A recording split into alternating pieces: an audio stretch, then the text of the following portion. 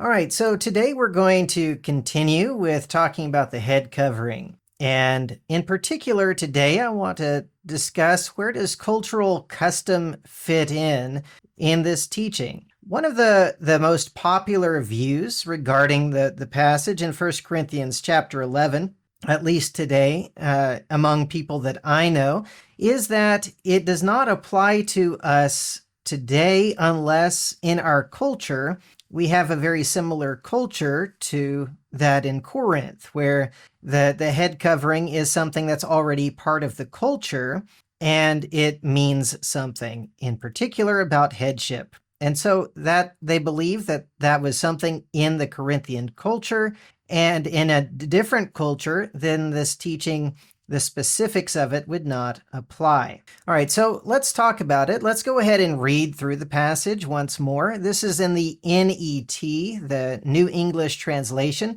Not the greatest translation, but I thought we'd read it in this one anyway and see how they approach it. I praise you because you remember me in everything and maintain the traditions just as I passed them on to you. But I want you to know that Christ is the head of every man, and the man is the head of a woman, and God is the head of Christ. Any man who prays or prophesies with his head covered disgraces his head. But any woman who prays or prophesies with her head uncovered disgraces her head, for it is one and the same thing as having a shaved head. For if a woman will not cover her head, she should cut off her hair. But if it is a disgraceful thing for a woman to have her hair cut off or her head shaved, she should cover her head. For a man should not have his head covered, since he is the image and glory of God, but the woman is the glory of the man. For man did not come from woman, but woman from man. Neither was man created for the sake of woman, but woman for man. For this reason, a woman should have a symbol of authority on her head because of the angels. In any case, in the Lord, woman is not independent of man, nor is man independent of woman. For just as woman came from man, so man comes through woman. But all things come from God. Judge for yourselves. Is it proper for a woman to pray to God with her head uncovered? Does not nature itself teach you that if a man has long hair, it is a disgrace for him? But if a woman has long hair, it is her glory, for her hair is given to her for a covering. If anyone intends to quarrel about this, we have no other practice, nor do the churches of God. And I'll point out the main difference in this translation is there in verse 16, where they say we have no other practice. The New American Standard in the 1995 edition also uses that, and a few other translations also say no other practice, but that's more commentary or trying to keep people from being confused, I suppose. It's not what the word means. The word in the Greek means such, that we have no such practice. And I haven't been able to see anybody who's tried to really justify translating it as other than they just think that, well, that will be less confusing to people. But that's not helpful. So it's actually no such practice. The New American Standard has actually updated it to no such practice in the latest edition as well. So the basic argument is that not every culture considers women with shaved heads as shameful. This is just part of it. And let me just say, not everybody who takes the culture argument is going to agree with all of these different things. So this is just trying to look at a few different arguments that are used at the same time based on the general conclusion that it was the culture there and it only applied there because of the culture that they had.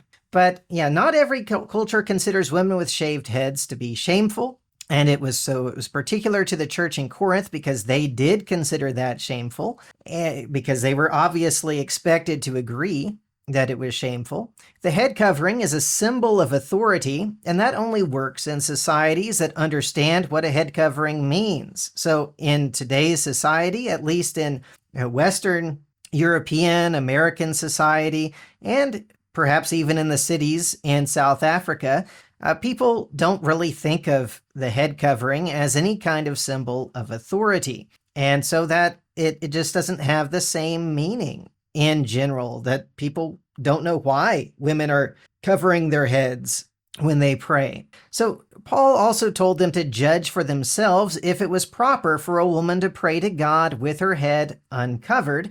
And that kind of argument doesn't work in every culture because some won't understand at all why it's not proper for a woman to pray with her head uncovered. So he's appealing to something they already understand somehow, something that they already think about what is proper. And when it says that nature teaches you, the nature here is referring to culture. Now, not everybody would say that, but this is one of the arguments, that nature is referring to culture since naturally both men and women can grow long hair. So it can't be nature in the sense that, well, women have long hair and men don't naturally. Men have short hair because they cut their hair short. And so that it has to be referring to culture somehow.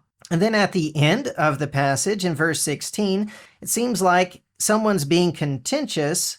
Why do we have to do this? Because other churches don't do this. Paul says, we don't have this custom, neither do the churches of God.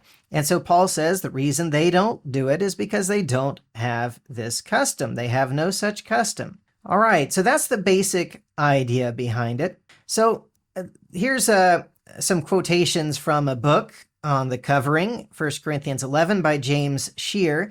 And he was arguing that it was the custom there does not apply to people in America, at least. That's where he was focused. And so he says the covering is a custom in some places today, but not in our culture. If it were a custom for us today, as it was at Corinth, we should keep it as a custom for the same reason they were told to keep it. Paul stated plainly, we have no such custom, neither the churches of God. The custom found in our text was not of the apostles, neither of the churches of God. That leaves only one other place where this custom originated. It had to be of man. So he said that the custom of the head covering is a man-made custom, and if it represents the same thing it represented at Corinth, we should still do the same thing, but it's not a custom that comes from God, according to him, and that's the argument generally made, that he's saying this is not something that God said you must do, it's something you should do because it's a custom, and because it has meaning in your culture. And he also says, we do not deny that the covering was required at Corinth. According to the text, the covering was a sign at Corinth. Not one word is mentioned that its absence was a sin. Their proof text says it was a shame for women to be uncovered, not a shame on God, but a shame on man. No scripture in the whole Bible ever labels the absence of the covering as a sin. So he says that the term shame is different from the idea of sin. And so it never says it's a sin for a woman not to have her head covered when she's praying or prophesying. And so it's a shameful thing because that's the culture, because that's how they feel about it. But if you skip ahead to chapter 14 and verse 34 and 35, it says, let your women keep silent in the churches, for they are not permitted to speak, but they are to be submissive, as the law also says. And if they want to learn something, let them ask their own husbands at home, for it is shameful for women to speak in church. Well, Mr. Shear would not argue that it was okay in other cultures for women to speak in church. It doesn't ever say it's a sin here. It never says it's a sin for women to speak in the church. It says it's shameful, but it also says they're not permitted. But of course, in our passage in chapter 11, it says that they must have their head covered and men must not have their heads covered. So you can't really use that argument, I don't believe, regarding the term shameful to say that it's just applies to a custom where they feel this way, where they think this way. I don't believe that can be consistent. I don't think we can be consistent with that argument. He says shame is a thing that is felt. What man feels shamed when women sit silently in worship services in our society without their heads being covered? Well, of course, we could say, well, many people in our societies don't feel shame when they walk down the street practically naked, but the Bible says that's a shameful thing. And so we need to understand that it's not just something that applies to how people feel. Shame is there whether people feel it or not. God sees this as something that is shameful. And so it depends on the context, I suppose, but I don't believe in the Bible you generally have this idea of shame when it's something that really doesn't matter. Yes, you can have shame in something that's not sinful. We do have some of that idea in the Old Testament, things that were done to people as a result of their sin, that was shame, bringing shame on them, and that in itself was not sin.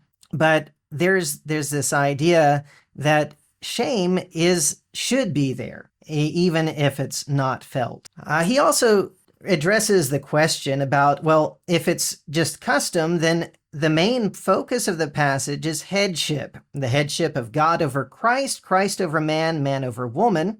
So does that mean that that's just custom? Was that just the culture? And he says the headship can surely be ruled out as the custom, which Paul says the churches of God did not have in verse 16. Let us remember that the principle of headship must be demonstrated. The manner of showing that principle may differ throughout the world. At Corinth, it was the covering of women and uncovering of men when praying or prophesying.